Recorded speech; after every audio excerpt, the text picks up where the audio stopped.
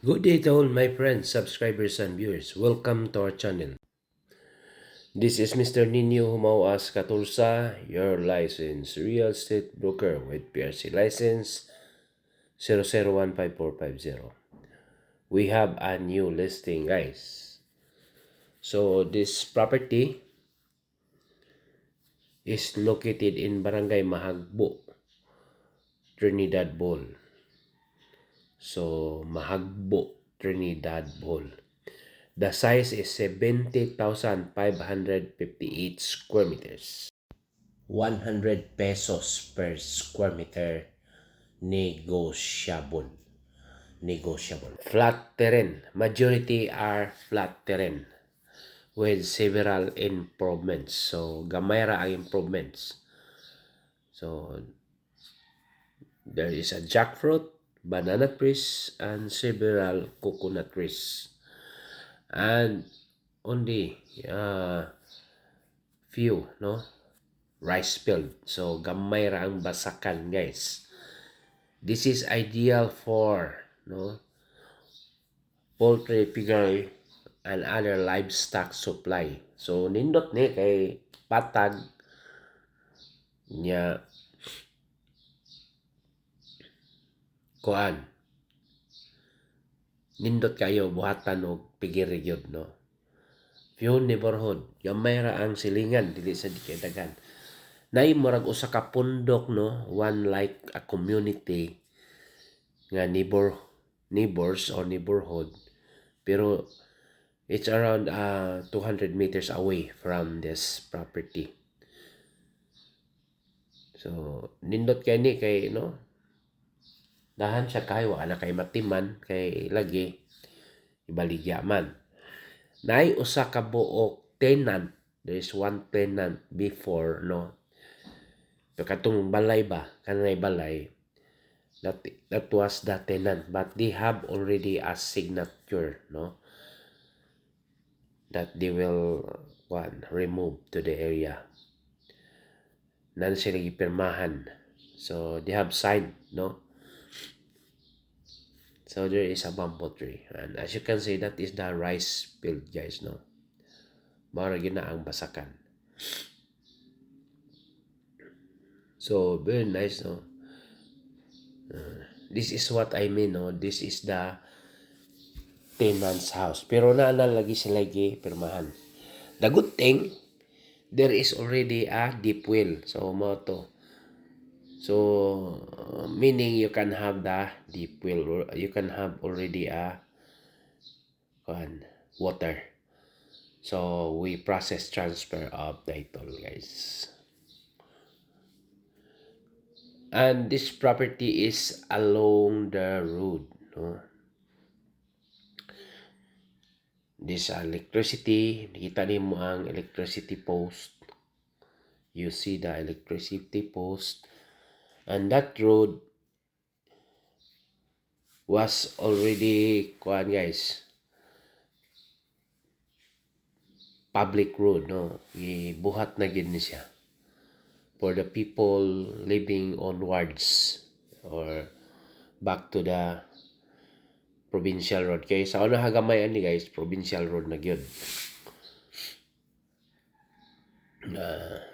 Some parts already concrete. So this is still part of the property.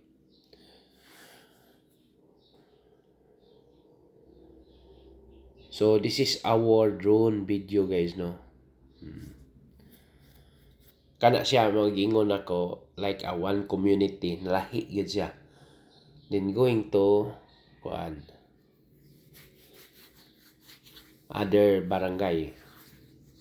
Pero kini lagi nga road, this barangay road, no, is already considered as public road. So nataglasan yung gamay ang property. Meaning the property has traversed by the public road. So naagian yun ang property sa karsada.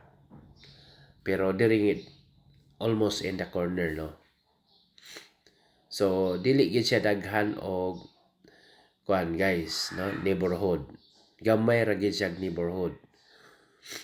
Mana makaingon ko nga very good for kuan kanang na livestock supply. So mga anak na ang mopirma ni guys, the children of the owner, no? Mao na lang yun ang mopirma. See?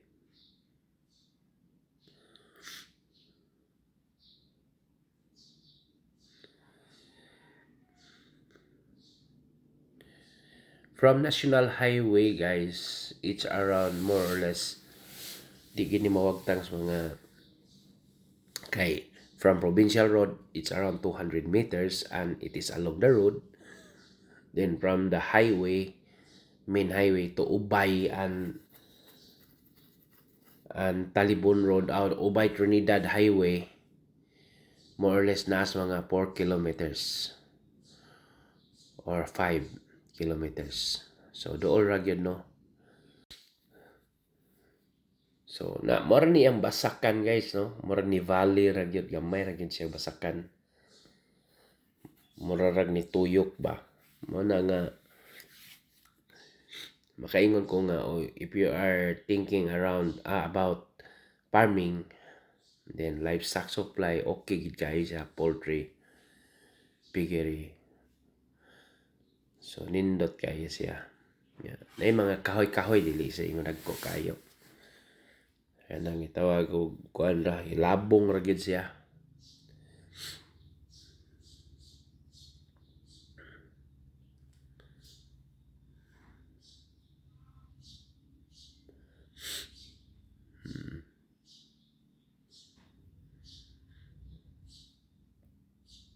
Kaya na mga labong ra gyud na, guys, dili gid na ingon nga dagko kayong mga kahoy.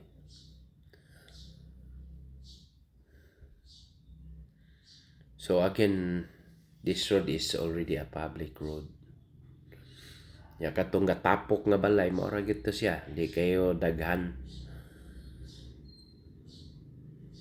So terms of safety, okay ra gyud kayo diri, guys. So giningon nga mga kuan, murag residential na gyud ang location ba.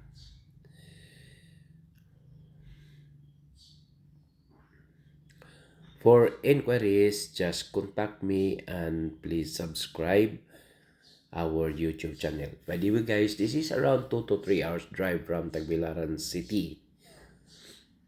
Kung paingon ka Tagbilaran, pwede ra ka moadto agi sa San Miguel, kay next barangay ani is already San Miguel, Bohol. Mga transportation diri, guys, you need to have your own transportation. That is the community. Mo na giingon. Layo ra man. Okay ra gyud kayo. Thank you.